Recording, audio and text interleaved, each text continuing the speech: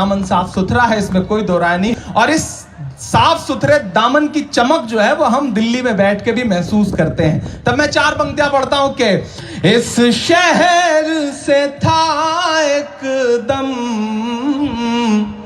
अनजान चला आया, बनने के लिए दिल का मेहमान चला आया, बनने के लिए दिल का मेहमान चला आया। कितनी थी कशिश यारो तुम सबकी मोहब्बत में, मजबूर जो हो करके इमरान चला आया, मजबूर जो हो करके इमरान चला आया। बड़ी तादाद में मेरी माएं बहनें बैठी हैं। मैं 4 पंक्तियां और पढ़ दूं, फिर उसके बाद उन नज़्मों तक आपको पहुंचाता हूं जो आप सुनना चाहते हैं। लेकिन पहले 4 मिसरे पढ़ता हूं कि अपने शहर की ताजा हवा लेके चला हूं, अपने शहर की ताजा हवा लेके चला हूं, हर दर्द की यारो मैं दवा लेके चला हूं। मुझको यकीन है कि रहूंगा मैं कामयाब, रहूंगा मैं कामयाब, मुझको यकीन है कि रहूंगा मैं कामयाब, क्योंकि मैं घर से माँ की दुआ लेके चला हूं, क्योंकि मैं घर से माँ की दुआ लेके चला हूं। आपकी जो राजनीतिक चेतना है और आपके अंदर जो समाज और इस देश को समझने की सलाहियत है, उसके लिए भी आपकी मिट्टी को सलाम करता हूं। और 4 पंक्तियां पढ़ता हूं, थोड़ा थोड़ा आपको अपने रंग में रंगने की कोशिश कर रहा हूं। आजकल पूरे देश में 5 राज्यों में चुनाव है तो नए नए भाषण भी सुनने को मिल रहे हैं, ये दिन लाए जा रहे हैं, वो दिन लाए जा रहे हैं। मैं तो आजकल पूरे देश के मंचों पे जाके बस इतना कह रहा हूं कि मोहब्बत भाईचारे के दीवाने दिन ही लौटा दो, मोहब्बत भाईचारे के दीवाने दिन ही लौटा दो, वो सस्ती दाल सब्जी के सुहाने दिन ही लौटा दो, वो सस्ती दाल सब्जी के सुहाने दिन ही लौटा दो। ये अच्छे दिन तो अंबानी अडानी को मुबारक हो। अगली पंक्तियों में आपका समर्थन चाहिए, यहां से वहां तक। ये अच्छे दिन तो अंबानी अडानी को मुबारक हो,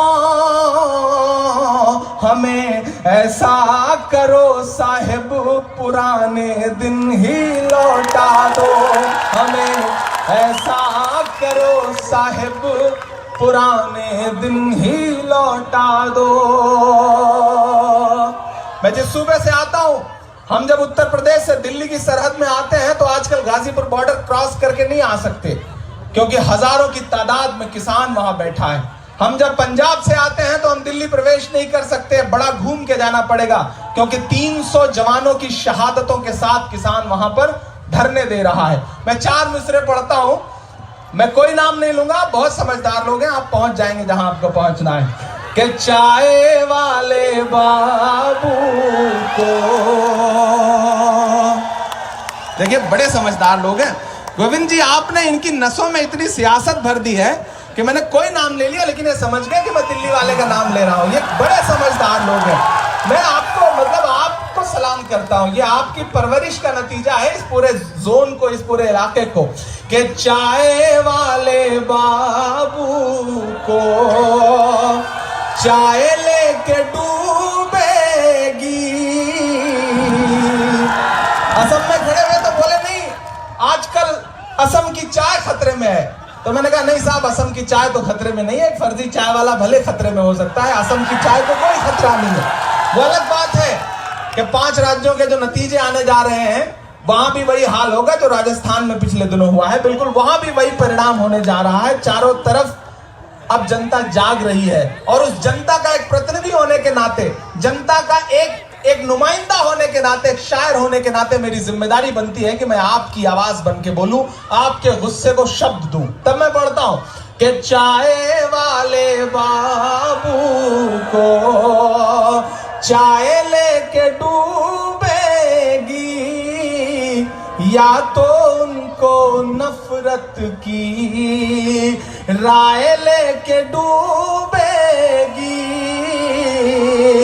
नोटबंदी जीएसटी सबसे बच भी जाए पर उनको इन किसानों की हाय लेके डूबेगी, उनको इन किसानों की।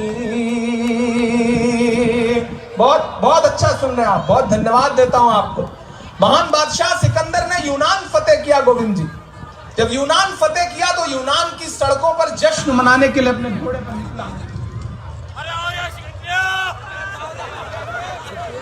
मुझे प्रेम पत्र देके गए हैं सरपंच साहब, कुछ नाम है गोविंद जी के अलावा भी जो हमारे अतिथि बैठे हैं। मैं चूंकि पहली बार आया हूं तो सबसे परिचित नहीं रहा हूं। पूर्व कैबिनेट मंत्री खंडेला विधायक महादेव सिंह जी खंडेला, पूर्व चिकित्सा मंत्री व नवलगढ़ के विधायक डॉक्टर राजकुमार जी, हाजी मुस्तफा साहब, प्रधान श्री मदन लाल जी, पीसीसी सदस्य श्री बनवारी जी, और पूरा पर्यटन विभाग जो ट्विटर पे बड़ा एक्टिव रहता है। मैंने देखा पर्यटन विभाग को, चूंकि आपके अंडर में आता है गोविंद जी, तो मैं फॉलो करता रहता हूँ ट्विटर पे, तो मैंने देखा है बड़ा एक्टिव रहता है। तो उस पूरे विभाग की मेहनत को भी सलाम करता हूँ और इस नगर पालिका मंडल के जो सारे लोग हैं उन सबको भी सलाम करता हूँ। मैंने कहा ना, महान बादशाह सिकंदर ने यूनान फतेह किया। यूनान फतेह करने के बाद वो यूनान की सड़कों पर जीत का जश्न मनाने के लिए निकला। जब वो जश्न मनाने के लिए निकला तो उसने देखा कि पूरा शहर जश्न मना रहा है, लेकिन उसकी दूर नजर एक सड़क पर पड़ी एक फकीर पर जो कंबल ओढ़ के सो रहा था। सिकंदर को गुस्सा आया, वो अपने घोड़े से उतरा और उतर करके उस फकीर के पास गया और उसने जोर से उस फकीर को, सोते हुए फकीर को लात मारी और उससे कहा कि क्यों रे फकीर, पूरा शहर जश्न मना रहा है, मैंने शहर फतेह कर लिया, जीत लिया, और तू सो रहा है। तो फकीर की बात पे आपकी तालियां उठे। फकीर ने उसकी तरफ, सिकंदर की तरफ उनींदी आंखों से देखा और देख करके कहा कि शहर फतेह करना बादशाह का काम है, लेकिन लात मारना तो गधे का काम है। खुदा की कायनात में क्या इंसानों की इतनी कमी हो गई है जो उसने बादशाहत एक गधे के हाथ में सौंप दी है? लात पड़ रही है, जनता को रोज लात मारी जा रही है, जनता को रोज लात मारी जा रही है। तब इमरान यहां खड़ा होकर 4 मिसरे पढ़ता है। मैंने कहा ना, मैं इलाहाबाद से आया हूं, मैं जिस माहौल में पला बढ़ा हूं, मैं ऐसे शहर में पला बढ़ा हूं जहां गंगा जी और जमुना जी नाम की 2 नदियां जब मिलती हैं तो अदृश्य सरस्वती उपजती हैं, संगम होता है वहां पर। यहाँ तमाम हिंदू धर्म के हमारे मानने वाले भाई बैठे हैं जो ये मानते हैं कि वहां स्नान कर लेने से मोक्ष की प्राप्ति होती है। मैं उस शहर से आया हूं, लेकिन आज लक्ष्मणगढ़ में खड़ा होकर के सीकर के इस लक्ष्मणगढ़ के इस कार्यक्रम में खड़ा होकर कह रहा हूं कि इलाहाबाद में नदियों का संगम होता है, लेकिन अगर धर्मों का संगम देखना हो, तहजीबों का संगम देखना हो, परंपराओं का संगम देखना हो, तो आज की रात लक्ष्मणगढ़ आ जाइए। इससे बड़ा संगम कहीं नहीं हो सकता। आपकी मिट्टी को सलाम करता हूं। और मैंने कहा ना, शुरू में ही आपसे कहा कि जिसकी नुमाइंदगी गोविंद करते हो और उनके साथ उनके कंधे से कंधा मिला करके मुस्तफा खड़े हों, ऐसे माहौल में कुछ और पनप सकता है, लेकिन नफरत नहीं पनप सकती। तब इमरान 4 मिसरे पढ़ता है कि चाक है जिगर फिर भी आए हैं रफू करके, चाक है जिगर फिर भी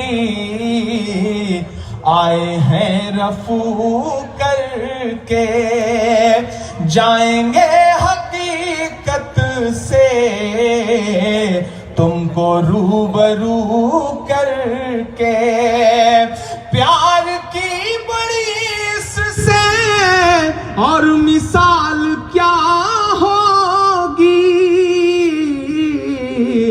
हम नमाज पढ़ते हैं गंगा में वजू करके हम नमाज पढ़ते हैं, गंगा में वजू करके।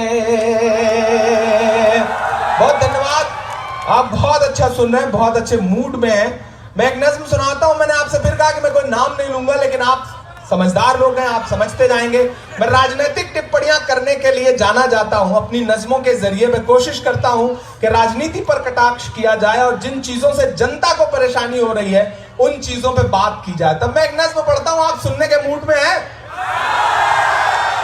कहां सोया है चौकीदार।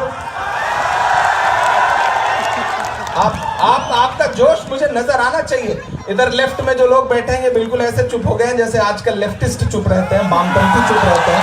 थोड़ा सा आप सबके भी, आप लोग कुर्सियों पे बैठे हैं तो ऐसा लगे कि आप मंत्री जी ने आपको ताली वाली बजाने से, उत्सव का आनंद लेने से रोका थोड़ी हुआ है। कोई प्रोटोकॉल आज की रात आप पे लागू नहीं हो रहा है, इसलिए आप वैसे भी कोविड के सारे प्रोटोकॉल इस कार्यक्रम में फॉलो किए जा रहे हैं। इसके लिए भी विशेष रूप से बधाई देता हूं आदरणीय मंत्री जी को और उनके इस पूरी टीम को। मैं नज्म सुनाता हूं कि कहां सोया है चौकीदार, कहां सोया है चौकीदार,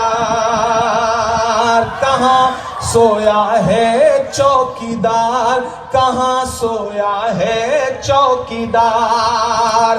पेट्रोल ने सेंचुरी मार ली, पेट्रोल ने सेंचुरी मार ली, गैस 800 पार। कहां सोया है चौकीदार, कहां सोया है चौकीदार, सोया है चौकीदार, कहां सोया है चौकीदार। कि चाय बेचने वाला पूरा भारत बेच रहा है। एक संस्थाओं का नंबर जिसे 1947 से डॉक्टर पंडित जवाहरलाल नेहरू जी ने अपने खून पसीने से सींच करके, फिरंगियों से खींच करके जिस हिंदुस्तान को, जिस लोकतंत्र को मजबूत किया, देश में संस्थाएं बनाई, उस संस्थानों के क्या हाल हो रहे हैं। मैं सलाम करूंगा राजस्थान सरकार को जो थोड़ा बहुत दिल्ली की सरकार से लड़ते हुए यहां आम आवाम को राहत भी दे रही है, पेट्रोल और डीजल पर भी राहत दे रही है वैट हटा करके। मैं चाहता हूं कि राजस्थान सरकार के लिए एक जोरदार ताली बजाएं, क्योंकि वो आपको दिल्ली से हट करके भी राहत दे रहे हैं। कि कहां सोया है चौकीदार, कहां सोया है चौकीदार। पेट्रोल ने सेंचुरी मार ली, गैस 800 पार। कहां सोया है चौकीदार, कहां सोया है चौकीदार। कि चाय बेचने वाला पूरा भारत बेच रहा है, इसी काम में हासिल उसे महारत बेच रहा है। एक दिन पार्लियामेंट में खड़े होकर जोर से बोले, बताइए कांग्रेस ने 70 साल में क्या बनाया, क्या बनाया, क्या बनाया।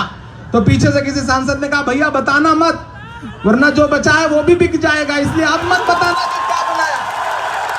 कहां सोया है चौकीदार, कहां सोया है चौकीदार। पेट्रोल ने सेंचुरी मार ली, गैस 800 पार। कहां सोया है चौकीदार, कहां सोया है चौकीदार। कविता जब नारा बन जाती है तो उस कविता की अहमियत बढ़ जाती है। मैं जानता हूं कल से आपकी जबान पर यह होगा कि कहां सोया है चौकीदार। जब आप पेट्रोल पंप के सामने से गुजरेंगे तो आप ये सोचेंगे कि कहां सोया है चौकीदार। जब आप माएं हमारी जब गैस सिलेंडर भरवाने के लिए जाएंगी तो सोचेंगी। तब इमरान ये मिसरे पढ़ता है कि चाय बेचने वाला पूरा भारत बेच रहा है, इसी काम में हासिल उसे महारत बेच रहा है। रेल बिक गई, तेल बिक गया, बिका हवाई अड्डा। नाम नहीं लेता लेकिन एक नाम बड़ा प्यारा है तो लेने का मन कर रहा है, ले रहा हूं कि रेल बिक गई, तेल बिक गया, बिका हवाई अड्डा। सब कुछ बिकता देख के खुश हैं अपने जेपी नड्डा। सब कुछ बिकता देख देख के खुश हैं अपने जेपी नड्डा। महंगाई ने मचा रखा है भीषण हाहाकार, कहाँ सोया है चौकीदार, कहाँ सोया है चौकीदार। लोगों को ये लगता था कि नहीं, ये सिर्फ हिंदू मुसलमान आपस में लड़ा देंगे, लेकिन इस बीच वो जो खेल खेल रहे हैं वो ज्यादा खतरनाक है। उस खेल तक आपको जागरूक करने के लिए मिसरे पढ़ता हूं कि हिंदू के भी दुश्मन हैं ये मुसलमान के दुश्मन, रोजी रोटी छीनने वाले नौजवान के दुश्मन, रोजी रोटी छीनने वाले नौजवान के दुश्मन। इनको भारत का किसान खालिस्तानी लगता है। अगली पंक्तियां पहुंचाना दिल्ली तक। इनको भारत का किसान खालिस्तानी लगता है, जो किसान का दुश्मन है वो हिंदुस्तान का दुश्मन, जो किसान का दुश्मन है वो हिंदुस्तान का दुश्मन। आम आदमी नहीं है अंबानी की है सरकार, कहाँ सोया है चौकीदार, कहाँ सोया है चौकीदार। पेट्रोल ने सेंचुरी मार ली, गैस 800 पार, कहाँ सोया है चौकीदार, कहाँ सोया है चौकीदार।